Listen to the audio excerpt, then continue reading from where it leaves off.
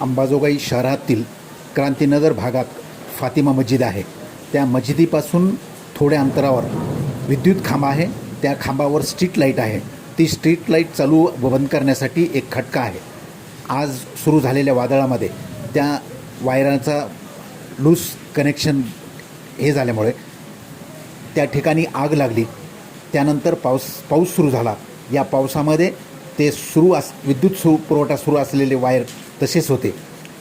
अशा वेळी एखादी अप्रिय घटना घडली तर जबाबदार कोण?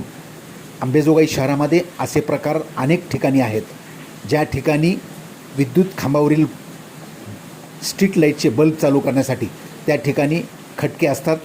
त्या खटक्याचे वायर लूज असल्यामुळे अशा पद्धतीने अनेक वेळा प्रकार घडलेत. आजही असाच प्रकार क्रांतीनगर भागात प्रकार घडला आहे.